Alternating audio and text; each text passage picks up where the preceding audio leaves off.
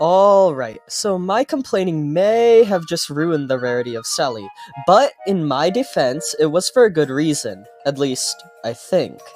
You see, the whole reason why I said Sally indoors shouldn't be as rare as they are is because their mechanics are extremely unique, so making the entity as a whole more common would allow for their mechanics to be used to their fullest potential. Something like Jack only serves as a simple jump scare, and the glitch fragment entities have mechanics that are just extensions of functionalities present in other common entities in the game. So I'm completely fine with them being rare, as their mechanics aren't too unique. Now, I know the developers really like the idea of having rare entities, and in the future it's likely we'll get some really cool ones, but for Sally I just couldn't see it working. Now, the developers did state that they would be figuring out how to properly rework Sally in the future, so in this video I'll be explaining my own take for how Sally could be made to function. Think of it like me quote-unquote fixing the entity. Of course, with not as much quality as if the developers were doing it themselves. So, with all of that being said, let's begin. Alright, so let's lay down a few ground rules here. We will start by discussing the small changes I'd want to make to Sally and move up to the larger ones. I also won't quote-unquote fix their model or design, as I personally believe it's perfect just the way it currently is, and any changes made to it not made by the developers may ruin the entity. So with that being said, let's start by explaining how Sally works exactly. Essentially, rarely in certain rooms with windows, players will notice the lights flicker, followed by a sinister chuckle. Outside of a window, a glowing face emerges from the darkness before it bursts through the window, revealing its true form to be that of a little girl.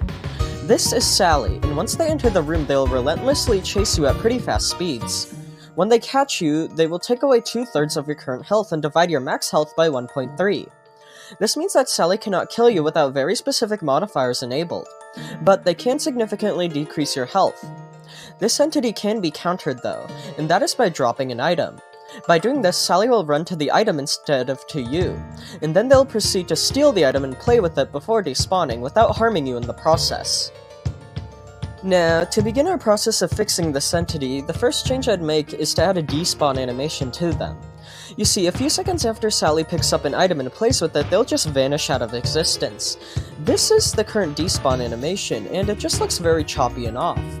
Luckily though, there is a simple solution, and that is just to make them despawn like a giggle. You see, when a giggle attacks you and is thrown off your face, their limp body will rest in the ground for a few seconds before fading out of existence. This despawn animation looks a lot cleaner than just vanishing instantly, so I think the same thing should be done with Sally. After a while of playing with the stolen items, Sally will start to slowly fade away just like a giggle, before completely vanishing for good. This of course is just a minor change, but I think it could go a long way to make the entity look a lot cleaner and less choppy. Next up, this really isn't something which is necessary and it's more of a nitpick, but I think it could be a decent change if Sally's jump scare was updated. You see, right now when Sally jump scares a player, a giant PNG of their face is slapped onto the screen before fading away. Now, although that is completely fine as is, it definitely could be improved upon. Now, I have zero experience creating jump scares for Roblox horror games, so I don't know how difficult they are to make, but if it's possible, I definitely think Sally's jump scare should be changed to be more like Figure's. You see, when Figure jump scares you, he not only has a jump scare animation, but your camera is also forced to be directly in front of their face, which just looks really cool. Sally already has a jump scare animation, but no camera tricks are used, and I think they should be. Imagine, for a moment, that after Sally catches you, your camera is forced to watch them lunge out towards you. The jump scare would give the same effect as the current one, but it would just look a lot cleaner as you could actually see Sally's model get all up in your face, instead of just a giant PNG. Again though, this really isn't too necessary and it's just a little nitpick, but I thought it was worth mentioning.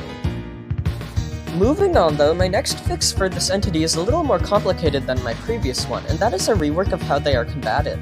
As I had stated, the only way players can avoid Sally is by dropping an item, and although Sally's unique damaging system makes it physically impossible to kill players under any circumstance, there are several instances, such as with the out of stuff modifier activated, where players are unable to obtain items which could be used to counter this entity. As I had stated in my original video over Sally, it's generally a bad idea to make non-essential items required to avoid a threat. and this was a large reason why Jeff the Killer from the April Fool's 2023 event was so hated and difficult, as it required a decently rare item to avoid it.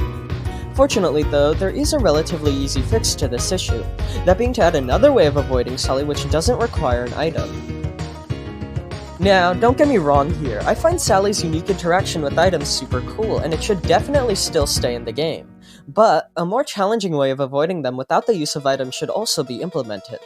One idea I had is to simply make it so that outrunning them for a certain amount of time would just tire the entity out and cause them to leave. Sally, after all, is just a little kid. After a while, they should get bored and leave you alone. Doing something like this would just require their run speed to be toned down, and for the ability for them to despawn while still aggressive towards you to occur after a given amount of time. Another more complicated idea I had is that when Sally catches you, a QuickTime event minigame could occur, which you'd have to beat in order to not be damaged. It could be something like spamming the spacebar or clicking certain parts of the screen, or whatever. I'm not entirely sure how it could work, but the point is there are a lot of different options, many not even mentioned in this video, to implement ways of avoiding Sally without the use of an item. Furthermore, I'm unsure if this is already in the game, it's nearly impossible to test, but if it isn't, just bear with me here. I think something else that should be added is a death message for Sally.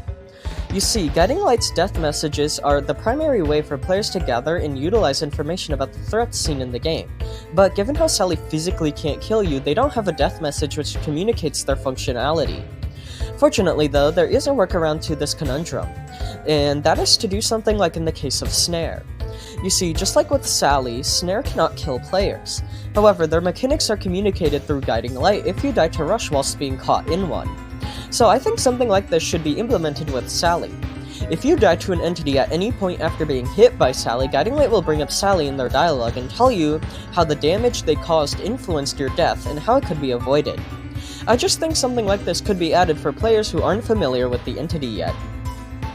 Lastly though, and this is the one you've probably been waiting for, the last change I'd like to make for Sally is to make them more common, at least encountered 3 to 4 times in a run. Now, this is a huge leap from how rare they are currently, which is an encounter once every few playthroughs, but I do genuinely believe this entity shouldn't be a rare one like it is now due to how unique and sophisticated their mechanics are. I mean, not only were they given a completely unique damaging system, but they are also the only entity in the game which has this type of interaction with items. The current mechanics paired with the ones like my proposed fixes for the entity could really make them flourish as an actual threat instead of just a one-off hindrance that is encountered every few playthroughs. They could especially be terrifying if they appeared somewhere like in the greenhouse, where you'd be forced to run around on a dark snare-infested floor from this little girl, if you didn't want to lose an item. Really, my main concern for Sally is all of their unused potential which is being put to waste due to their rarity. Hence why I've been so adamant that they become more common to encounter. So, to summarize, the things I do to quote-unquote fix Sally are to give them a fading out despawn animation like how it works with Giggles, to give them another method of being avoided which doesn't require an item, to give them a Guiding Light death message which appears if you die through any method after being hit by the entity, and to lastly make them more common, maybe in areas such as the greenhouse so it becomes even more terrifying. Now, I know the developers probably have their own completely original ideas for the game, given how they outright said they will figure out something later. But I just wanted to get these ideas out there, as I think they are a good course of action to take for the entity. So with all of that being said, let me know in the comments how you would change Sally, and thank you all for watching, and I hope you enjoyed.